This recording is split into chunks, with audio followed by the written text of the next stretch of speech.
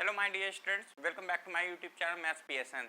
तो देखिए, जैसा कि आज हम लोग कॉम्प्लेक्स नंबर के कुछ फार्मूले डिस्कस करना है, यानी कि इंपॉर्टेंट सारे फार्मूले आज हम लोग डिस्कस करेंगे जो कि आपके एंट्रेंस एग्जाम के लिए काफ़ी इंपॉर्टेंट है और इस तरह के फार्मूले बेस्ड क्वेश्चंस आते रहते हैं। तो हम लोग कॉम्प्लेक्स नंबर के सारे फार्मूले वन बाई वन डिस्कस करेंगे। तो चलिए स्टार्ट करते हैं कॉम्प्लेक्स नंबर। तो ये कॉम्प्लेक्स नंबर इसे जेड से हम लोग डिनोट करते हैं, यानी कि जेड इज इक्वल टू क्या होता है, ए प्लस आई बी। अब यहाँ पर जो i होता है उसके बारे में हम लोग पहले जानते हैं, फिर हम लोग z के बारे में जानेंगे, फिर एक होता है क्यूब रूट ऑफ यूनिटी जिसे ओमेगा से डिनोट किया जाता है, फिर उसके बारे में जानेंगे। तो i के बारे में क्या आपको पता होगा, i इंटू द पावर जो 4 होता है उसकी वैल्यू 1 होती है, यानी कि i की पावर 4n, 4 के जितने भी मल्टीपल होंगे सारे सभी की वैल्यू आपकी क्या होगी 1।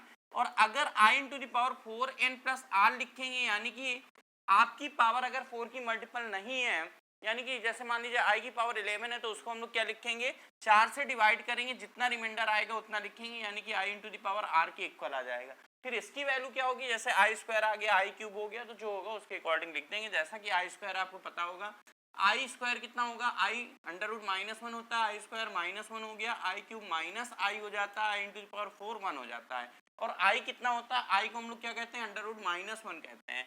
इस प्रकार से हम लोग ये क्लियर करते हैं। फिर इसी प्रकार अगर आपने कोई भी कॉम्प्लेक्स नंबर, कोई भी i की वैल्यू पावर में आप देखेंगे, अल्टरनेट नंबर है, 10 है, 12 है, इधर 20 है, 22 है, इधर 21 है तो 23 है, कोई भी दो अल्टरनेट है तो उनका सम करेंगे तो वो 0 आ जाता है। इसी कॉन्सेप्ट बेस पे हम लोग कहते हैं लगातार आने वाले चार i वाले i into the power n plus 2, i into the power n plus 3, इसकी वैल्यू कितनी हो गई, 0 हो गई।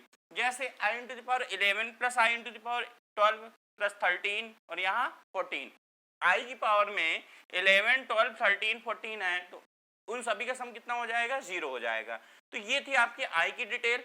अब हम लोग आगे बढ़ते हैं, z की डिटेल के बारे में जानते हैं। यहाँ पर कोई क्यों, क्योंकि अल्टरनेट अभी अभी आपने पढ़ा, अल्टरनेट कैंसिल हो जाते हैं, तो यहाँ पर ये दोनों कैंसिल हो जाएंगे, मतलब दोनों का सम 0 हो जाएगा। इसी प्रकार ये भी अल्टरनेट वाले हैं, पावर कैसी है, अल्टरनेट है, देखिए n+1 n+3 अल्टरनेट है, तो ये दोनों भी कैंसिल हो जाएंगे, कितना आ जाएगा, सम 0 आ जाएगा। तो इस प्रकार लगातार कोई भी चार नंबर आते हैं तो उनका सम क्या हो जाता है, 0 हो जाता है। तो ये थे आई कॉन्सेप्ट। अब हम लोग आगे बढ़ते हैं जेड के बारे में। जेड इज इक्वल टू क्या होता है, ए प्लस आई बी। देखिए, अगर हम लोग मॉडुलस की बात करें तो मॉड ऑफ जेड की वैल्यू जो होगी, वो mod of z is equal to under root a square plus B square हो जाती है। ये प्लस में ही रहेगा, माइनस में नहीं लेंगे। मॉड का मतलब होता है कि ऑरिजिन से कोई भी कॉम्प्लेक्स नंबर, मान लीजिए आर्गेंड प्लेन में ये है, तो ऑरिजिन से जितनी डिस्टेंस होती है यहाँ से यहाँ तक, ये जो डिस्टेंस होती है इसे हम लोग मॉड ऑफ जेड कहते हैं। एक होता है आर्गुमेंट या एम्पलीट्यूड ऑफ जेड। आर्गुमेंट क्या होगा, tan इनवर्स, आर्गुमेंट का मतलब एंगल आपकी बात कर रहा है, थीटा की बात कर रहा है, तो पॉजिटिव एक्स एक्सिस यानी यहाँ बोलेंगे रियल एक्सिस से जितना एंगल बनता है उसको हम लोग आर्गुमेंट कहते हैं, यानी कि उस एंगल को थीटा से डिनोट करते हैं। तो थीटा इज इक्वल टू कितना हो जाएगा, tan inverse y by x, लेकिन यहाँ पर हम लोग क्या लिख रहे हैं, mod of y by x. अब यहाँ पर जो भी आएगा mod of y by x है, तो थीटा जो होगा वो अभी हम लोग लिख रहे हैं 0 से, थीटा की वैल्यू 0 से पाई बाई 2 के बीच में कुछ भी हो सकती है यहाँ पर। अब देखिए यहाँ पर जो हम लोग थीटा लिखेंगे, आर्गुमेंट, आर्गुमेंट की जो प्रिंसिपल वैल्यू होती है उसे हम लोग एम्पलीट्यूड कहते हैं। तो आपसे चाहे आर्गुमेंट पूछे चाहे एम्पलीट्यूड पूछे, जो भी थीटा का आंसर दीजिएगा वो कितना दीजिएगा, -पाई से +पाई के बीच में दीजिएगा। यानी ये कोई भी कॉम्प्लेक्स नंबर अगर इस पॉइंट में है तो उसका आर्गुमेंट कितना हो जाएगा, यहाँ से लेके, जैसे मान लीजिए कोई भी कॉम्प्लेक्स नंबर इस पॉइंट में है तो आर्गुमेंट इतना हो जाएगा। कॉम्प्लेक्स नंबर इस पॉइंट में अगर थर्ड क्वाड्रेंट में है तो आपका जो आर्गुमेंट होगा वो ये वाला एंगल आ जाएगा, यानी कि आंसर जो आएगा माइनस में होगा। अगर आपका ये मान लीजिए कॉम्प्लेक्स नंबर इस फोर्थ क्वाड्रेंट में, इसमें फर्स्ट में था, इसमें सेकंड में था, इसमें थर्ड में था, इसमें फोर्थ में था, तो जो आर्गुमेंट होगा वो ये आपका आएगा। आर्गुमेंट बोले चाहे एम्पलीट्यूड बोले, ये वाला आ जाएगा। तो ये भी आंसर किस में आएगा, माइनस में आएगा। कितना आएगा, -पाई/3, -पाई/6, -पाई/4, इस तरह से होगा। तो हम लोग कैसे कैलकुलेट करते हैं, तो सबसे पहला काम होता है, जब भी आपसे कभी भी आर्गुमेंट पूछा जाएगा तो आप क्वाड्रेंट चेक करेंगे कि वो कॉम्प्लेक्स नंबर किस क्वाड्रेंट में है। क्वाड्रेंट निकालने के बाद theta is equal to tan inverse mod of y by x लिखेंगे, तो आपको थीटा आपका 0 से 90 डिग्री के बीच में कुछ ना कुछ आएगा। यहाँ क्या आएगा, 0 से 90 डिग्री के बीच में कुछ ना कुछ आएगा। अब आगे देखिए, अगर फर्स्ट क्वाड्रेंट में है, फिर से लिख रहे हैं यहाँ से, इसको रफ कर रहे हैं, ध्यान दीजिएगा। अगर आपका फर्स्ट क्वाड्रेंट में है क्या चीज, थीटा, अगर यहाँ पर जेड कॉम्प्लेक्स नंबर, जेड आपका अगर फर्स्ट क्वाड्रेंट में है, किसमें है, प्रथम चतुर्थांश में है, तो आपका आंसर थीटा ही रहेगा।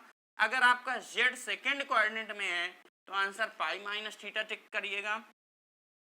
थर्ड कोऑर्डिनेट में है तो थीटा माइनस पाई बताइएगा। और अगर आपका z यानी कॉम्प्लेक्स नंबर फोर्थ कोऑर्डिनेट में है तो आंसर माइनस थीटा बताइएगा। ये चीज आप याद रखिएगा कि आपको जब भी आर्गुमेंट या एम्पलीट्यूड आपको पूछा जाएगा तो आप आंसर किस तरह से देंगे, इस तरह से आप आंसर देंगे। ये आपका फार्मूला होता है आर्गुमेंट का, tan inverse mod of y by x होता है। यहाँ से जो वैल्यू आएगी थीटा की वो 0 से 90 डिग्री के बीच में आएगी थीटा की। अब आपको कोऑर्डिनेट देख के बता देना है कि आपका आंसर क्या होगा। क्लियर हो इतनी बात? तो ये हमने पूरा डिटेल में पहले बताया था। आज हम लोग केवल फार्मूले पढ़ रहे थे, तो फार्मूले के अकॉर्डिंग ये हो गया, कोऑर्डिनेट के अकॉर्डिंग ये हो गया। क्लियर है? आगे आपको पता होगा कॉम्प्लेक्स नंबर है, अगर आपका कोई भी पॉइंट यहाँ पर है तो उसका आर्गुमेंट 0 हो जाएगा। यहाँ पर है तो आर्गुमेंट आपका ये पाई आ जाएगा।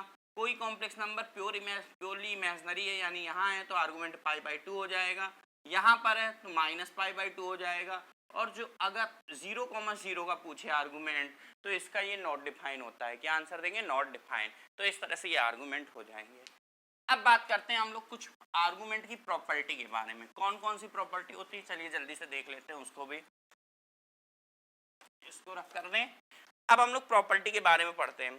तो पहले मॉडुलस की प्रॉपर्टी अगर पढ़ते हैं तो z1 इंटू, पहली प्रॉपर्टी याद रखिएगा, पहली property mod of z1 into z2 क्या हो गया? Mod of z1 into mod of z2 हो जाएगा। इसी प्रकार mod of z1 by z2 हो जाएगा, mod of z1 by mod of z2 हो जाएगा। तीसरी प्रॉपर्टी लिख लीजिए, z की पावर n का मॉड होगा, n आपका जरूरी नहीं कि इंटीजर हो, 1/2 फ्रैक्शन 1/2 1/3 भी हो सकता है, mod of z into the power n हो जाएगा।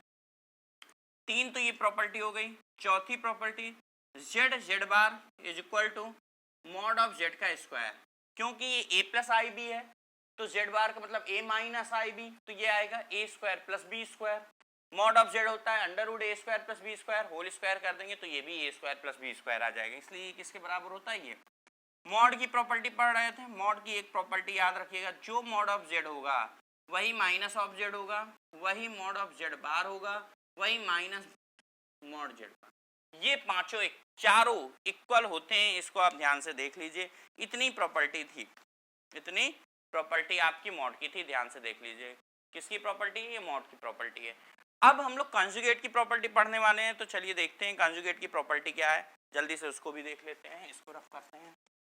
चलिए कंजुगेट की पहली प्रॉपर्टी हम लोग क्या लिखेंगे कि z1 z2 का अगर पूरे का कंजुगेट करेंगे तो ये अलग अलग हो जाता है, z1 इंटू z2 का कंजुगेट। इसी प्रकार डिवाइड में होगा z1 बाई z2। अगर हम इस पूरे के कंजुगेट की बात करें z1 बाई z2 तो इसको भी अलग अलग लिख सकते हैं, z1 का कंजुगेट अपॉन z2 का कंजुगेट। दूसरी ये हो गई। तीसरी प्रॉपर्टी के अकॉर्डिंग z1 प्लस z2 अगर इसका कंजुगेट देखें तो कितना हो जाएगा? z1 का कंजुगेट प्लस z2 का कंजुगेट। चौथा z1 माइनस z2, इसमें प्लस माइनस इनटू डिवाइड सारे आ जाते हैं। इसका कंजुगेट क्या होगा? z1 कंजुगेट माइनस z2 का। देख लीजिए जोड़ घटाना गुणा भाग इसमें चारों आ गए। क्लियर हुआ? फिर अगला पांचवी प्रॉपर्टी इसी में लिखेंगे आप कि z1 का या z का डबल बार कंजुगेट और फिर उसका कंजुगेट जो होगा वो z के ही बराबर होगा। क्यों? समझ में आ गया? a plus I B, a plus I B का conjugate a minus I B, फिर उसका conjugate a plus I B, तो किसके बराबर है? z के ही तो बराबर आ रहा है। Next z into the power n का जो कंजुगेट होगा वो z का conjugate into the power n, ये इक्वल हो जाएगा। तो देख लीजिए ये 6 प्रॉपर्टी हम लोग ने इसमें देखी। देख लीजिए आप ध्यान से, 6 प्रॉपर्टी हम लोग ने इसमें देखी। ठीक है, आगे बढ़े आर्गुमेंट में। अब चलिए आर्गुमेंट की बात करते हैं। ये किसकी थी? कॉन्जुगेट की। पहले किसकी थी? मॉडुलस की। अब बात करते हैं हम लोग आर्गुमेंट की। तो देखिए आर्गुमेंट की जो पहली प्रॉपर्टी है याद रखिएगा, argument z1 z2 is equal to कितना हो जाएगा? Argument z1 plus argument z2। इसी प्रकार second argument z1 by z2 is equal to क्या होगा, argument Z1 minus argument Z2। इसी प्रकार तीसरी property argument Z into the power n क्या हो जाएगा, n आर्गूमेंट Z। ये बिल्कुल तीनों प्रॉपर्टी वैसी ही है जैसे हम लोग लॉग में यूज करते थे। आपको याद होगा log mn is equal to log m plus log n, log m by n is equal to log m minus log n, log m into the power n is equal to n log m। तो बिल्कुल as like बिल्कुल आपका log की property की तरह ये तीनों argument की प्रॉपर्टी काम करती हैं, याद रखेंगे लॉग की तरह। इसमें एक एडजस्टिंग फैक्टर भी लगा सकते हैं क्योंकि आर्गुमेंट इसकी जो प्रिंसिपल वैल्यू होती है एम्पलीट्यूड कहलाता है और वो माइनस पाई से प्लस पाई के बीच में होता है, इसलिए एक adjusting factor 2n pi plus minus सभी में लगा सकते हैं, plus minus 2n pi plus minus 2n पाई।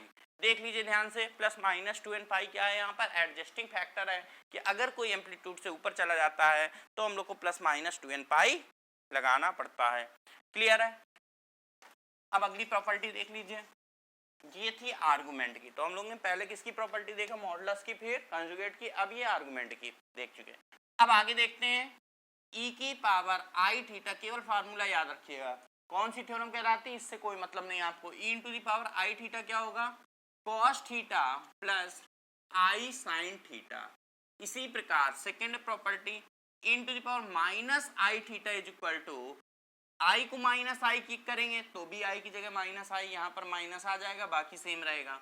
अगर आप ये सोच रहे हैं थीटा को माइनस थीटा किया है तो भी कोई दिक्कत नहीं, थीटा को माइनस थीटा करेंगे तो cos of minus theta cos theta ही रहता है, sine of minus theta minus sine theta होता है, तो ये सेम आएगा, वो वाला माइनस का आ जाएगा, तब भी क्या बनेगा, कॉस थीटा माइनस आई साइन थीटा। दोनों केस में चाहे आई को आप समझिए माइनस आई किया, चाहे थीटा को माइनस थीटा किया। एक और प्रॉपर्टी इसी प्रकार, cos theta plus I sine theta into the power n कितना हो जाएगा, cos N theta plus I sign N theta. ये तीन प्रॉपर्टी देख लीजिए अच्छे से, ये भी तीन प्रॉपर्टी बेस्ड क्वेश्चन आते रहते हैं, इन तीनों प्रॉपर्टी को यूज करना आपको आना चाहिए। ध्यान से आप ये तीनों प्रॉपर्टी देख लीजिए, फिर हम लोग आगे चलते हैं ओमेगा, किसमें चलते हैं, cube root of unity. Clear हुआ इतना, चलिए। अब क्यूब रूट ऑफ यूनिटी क्या होता है, यानी कि एक की घनमूल, एक की कितने घनमूल होते हैं, तीन घनमूल होते हैं। कौन कौन से होते हैं, वन होता है, ओमेगा होता है, ओमेगा स्क्वायर होता है। ये ओमेगा क्या होता है, ओमेगा होता है -1 plus √3 I by 2। Omega square क्या होगा, -1 माइनस √3 आई बाई 2। इसी प्रकार माइनस ओमेगा क्या हो जाएगा, 1 minus √3 I by 2। Minus omega square क्या आ गया, देख लीजिए ध्यान से, बस माइनस कॉमन लिया है और उधर भेज दिया है, तो ये दोनों प्लस के हो जाएंगे, यानी कि 1 प्लस √3 आई बाई 2। यानी कि आप जब क्यूब रूट ऑफ यूनिटी एक का घनमूल निकालेंगे तो तीन रूट मिलेंगे, 1 और एक ये वाला, एक ये बोला। पहले वाले को ओमेगा बोला, इसमें केवल प्लस माइनस है, देख लीजिए इतना ही फर्क है, बाकी सब सेम है। -1 plus √3 I by 2, -1 minus √3 I by 2, केवल इन दोनों में फर्क है। प्लस वाले को ओमेगा बोलेंगे और माइनस वाले को ओमेगा स्क्वायर बोलेंगे। अगर माइनस कॉमन ले लेंगे, ये बन जाएगा, तो ये माइनस ओमेगा कहलाएगा, ये दिखा आपको तो उसको माइनस ओमेगा स्क्वायर कर लिखेंगे। तो इस तरह से ये ओमेगा ओमेगा स्क्वायर आ गया। इसके अलावा इसकी और प्रॉपर्टी कौन सी होती है वो भी लिखने जल्दी से, 1 plus omega square is equal to 0। एक ये प्रॉपर्टी हो गई और एक लास्ट प्रॉपर्टी हो गई, omega cube is equal to 1। अच्छा, इसी के अकॉर्डिंग हम लोग और क्या कह सकते हैं कि omega into the power 3n is equal to 1। देख लीजिए ध्यान से क्या लिखा, omega into the power 3n is equal to 1। Clear है इतनी, तो बस ये इतनी प्रॉपर्टी थी आपको, ये हमने ओमेगा की प्रॉपर्टी यानी क्यूब रूट ऑफ यूनिटी बना दिया। तो ये थे सारे कॉम्प्लेक्स नंबर के सारे फार्मूले जो कि आपके एंट्रेंस एग्जाम के लिए बहुत ही इंपॉर्टेंट है। इन्हीं फार्मूले यूज करते हुए हम लोग के क्वेश्चन बनते हैं और आप लोगों को सॉल्व करने पड़ते हैं। ठीक है बच्चों, तो आज हम लोग इतना ही रखते हैं, और अभी तक हमारे चैनल सब्सक्राइब नहीं किया, चैनल को सब्सक्राइब करिए, बेल आइकन दबाइए, वीडियो को लाइक कीजिए, शेयर कीजिए, कोई प्रॉब्लम हो कमेंट बॉक्स में बताइए, कमेंट कीजिए। ठीक है, तो आज हम लोग ने क्या पढ़ा, कॉम्प्लेक्स नंबर के सारे फार्मूले। इसी प्रकार आगे बाइनोमियल थ्योरम, सेट थ्योरी, इन सब के सारे फार्मूले पढ़ेंगे, अलजेब्रा कंप्लीट करेंगे, फिर कैलकुलस और कोऑर्डिनेट में आएंगे। ठीक है बच्चों, तब तक के लिए okay, bye bye, thank you.